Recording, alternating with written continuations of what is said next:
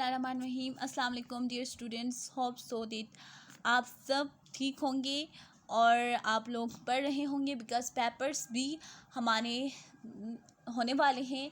और उम्मीद करती हूँ कि बच्चे आप लोग स्ट्रेस लेके आजकल जो बच्चे सुसाइड कर रहे हैं या जो बच्चे स्ट्रेस लेवल से डिप्रेशन से बहुत ही परेशान हैं, आप लोग ऐसा नहीं करेंगे। देखिए बच्चे, हर चीज़ का इलाज मौजूद है, तो आप लोगों ने ऐसा नहीं करना है। अल्लाह का नाम लेके बुक्स निकाल के आपने पढ़ना स्टार्ट करना है। इंशाल्लाह अल्लाह मदद देगा आप लोगों को। और आप लोगों ने सर्च करना है, आप लोगों ने जिस कदर आप लोग को मेहनत करनी पड़े आप लोग करें, लेकिन प्लीज़ हराम काम की तरफ कभी नहीं जाइएगा। तो स्टार्ट करते हैं हम थ्योरम्स। क्लास 9 लेक्चर टॉपिक हमारे पास थ्योरम्स, पार्ट्स ऑफ थ्योरम, और ये हमारा लेक्चर नंबर 1 है।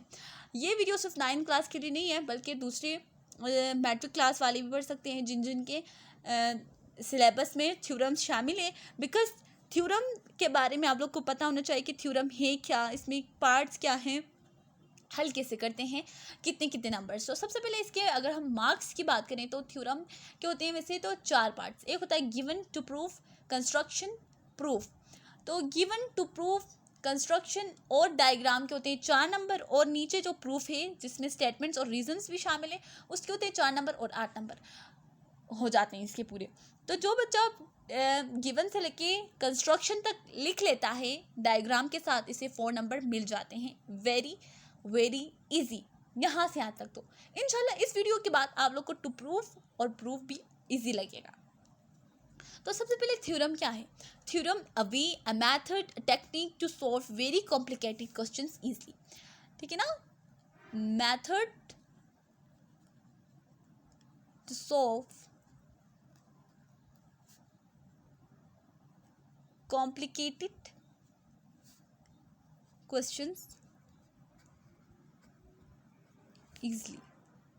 होप सो आप लोग को विजिबल होगा। Parts of theorem. थ्योरम के हमारे पास हैं 4 पार्ट्स। सबसे पहले देखते हैं, हमारे पास होता है गिवन। नंबर 2 हमारे पास होता है टू प्रूफ। नंबर 3 हमारे पास कंस्ट्रक्शन, और नंबर 4 हमारे पास होता है प्रूफ। अक्सर बच्चे कहते हैं मैम क्या हम ऊपर नीचे कर सकते हैं इस ऑर्डर को, गिवन टू प्रूफ कंस्ट्रक्शन, यानी कि इन तीनों में, क्योंकि प्रूफ तो लास्ट में लिखना होता है, दिस इज वेरी इजी, ठीक है ना। लेकिन टू प्रूफ और कंस्ट्रक्शन में क्या बच्चे अक्सर भूल जाते हैं कि पहला क्या आता है। तो इंशाल्लाह इस वीडियो के बाद आप लोग ऐसा नहीं करेंगे और ऐसा करना भी नहीं है। यही ऑर्डर है, आपने इसी ऑर्डर को चलाना है।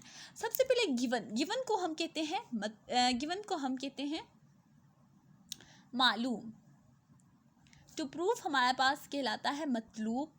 कंस्ट्रक्शन को हम कहते हैं बनावट, और प्रूफ को हम कहते हैं सबूत। देखिए बच्चे, सबसे पहले गिवन में हमें क्या लिखना होता है? जो स्टेटमेंट में हमारे पास गिवन होता है। फॉर एग्जाम्पल हमारे पास है in correspondence of two triangles if one side and two angles are congruent, then triangles are congruent, ये कहते हैं। फिलहाल तो मैं आप लोग को जो स्टेटमेंट बता के समझा रही हूँ, क्या कहाँ से कहाँ तक गिवन होगा। जैसे इन है, इन ट्राइंगल से लेके टू साइड्स आर कॉन्ग्रुएंट, यहाँ तक, ठीक है ना। इफ़ या इफ़ कर ले, यहाँ इन कर ले, ठीक है ना। जहाँ से स्टेटमेंट शुरू हो रहा है वहाँ से लेके कॉन्ग्रुएंट यानी देन से देन तक आप लोग करने के, दिन से पहले आपका गिवन होता है, दिन के बाद स्टेटमेंट के एंड तक आपका टू प्रूफ हो जाता है। अब देखिए बच्चे, गिवन, टू प्रूफ और कंस्ट्रक्शन में क्या करना होता है और प्रूफ में क्या होता है। सबसे पहले फ़र्ज़ कर लें, मैं डेली लाइफ से एग्जांपल दे रही हूँ कि आप लोग ने मेडिकल में जाना है या आप लोग इंजीनियरिंग कर रहे हैं, तो आप लोग को पता है कि मैथ्स लेके आप लोग इंजीनियरिंग कर सकते हैं, बायो लेके आप मेडिकल कर सकते हैं। आप लोग को मार्क्स का पता है कि आप लोग ने इतने मार्क्स लेने हैं, फिर आप लोग जा सकते हैं। आप लोग इस क्लास में पढ़ के इसके बाद जा सकते हैं, या ये यूनिवर्सिटी बेस्ट है या ये कॉलेज बेस्ट है, आप लोग इस कॉलेज से कर सकते हैं मेडिकल, ठीक है ना। तो ये आपके पास गिवन है, मालूम होता है। या आप लोग ये कह सकते हैं कि आप लोग को पता है बायो लेके आप लोग मेडिकल कर सकते हैं, तो ये आपको गिवन है, मालूम है, ठीक है ना। आपको बायो में बेस्ट बनना होगा। और इसी तरह आप लोग को ये मालूम है, तो आप लोग क्या करोगे, आप लोग को डॉक्टर बन के दिखाना है, मालूम तो है बायो लेके बनना है। टू प्रूफ ये है कि बायो लिया है तो आपने डॉक्टर बनना है। प्रूफ यानी कि आपने डॉक्टर बनना है, this is your two proof, मतलब आपको चाहिए मेडिकल की सीट। कंस्ट्रक्शन में बनावट, आप लोग क्या करोगे, मेहनत करोगे, पढ़ोगे, ट्यूशन जाओगे, स्कूल में टीचर से हेल्प लोगे, खुद पढ़ोगे, आप लोग नेट में सर्च कर लोगे, आप लोग कुछ भी कर लोगे, लेकिन आप लोग पढ़ोगे। दिस इज कंस्ट्रक्शन, मेहनत करोगे, बनावट, ठीक है ना। दिस इज कंस्ट्रक्शन, बन के दिखाओगे इंशाल्लाह, दिस इज योर प्रूफ, आप सबूत। तो प्रूफ, ठीक है ना, बन के दिखाना, मतलब कंस्ट्रक्शन, बनावट, प्रूफ, सबूत। समझ में आया होगा कि पहले आप लोग को क्या होता है, पता होता है कि आपने मेडिकल में जाना है, फिर आपको क्या है, मेडिकल में जाना है। मेडिकल यानी आप लोग ने बायो लेना है, आपको पता है मेडिकल में जाने के लिए, ये पता है, इतने नॉलेज। अब आप लोगों ने क्या करना है, टू प्रूफ, डॉक्टर बन के दिखाना है। पहले मेहनत करोगे, ठीक है ना, पहले आप लोग मेहनत करोगे, फिर सबूत दोगे, प्रूफ। आप लोग को पहले पता होना चाहिए। ऐसा नहीं होगा कि पहले आपको पता नहीं, आपने बस पढ़ना शुरू कर दिया, क्या बनना है, कोई एम नहीं, ऐसा नहीं होता।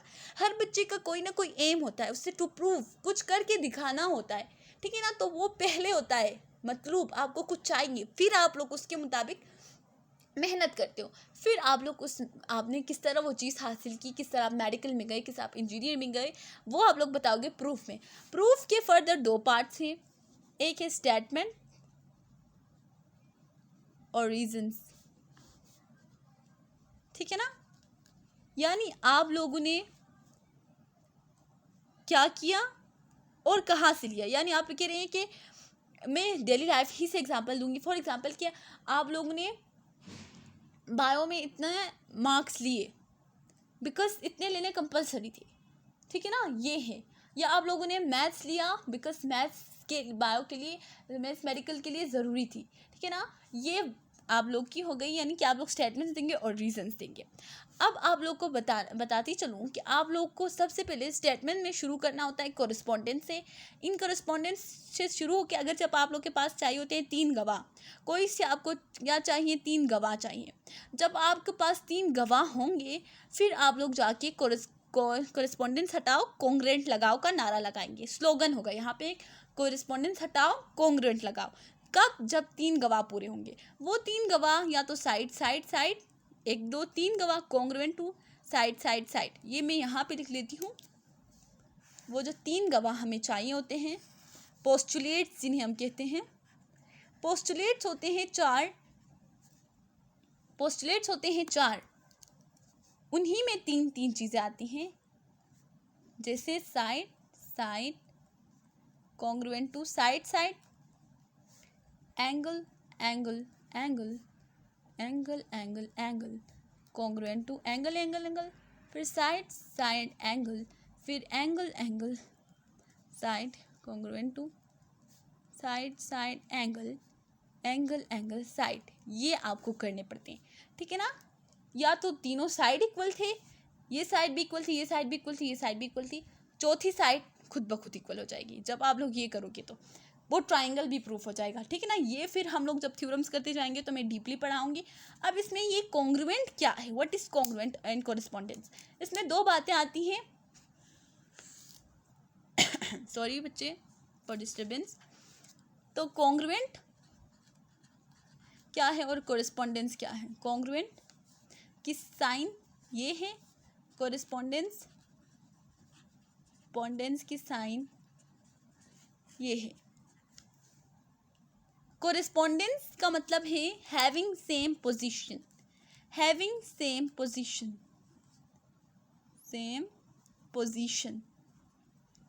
For example, there are 2 triangles,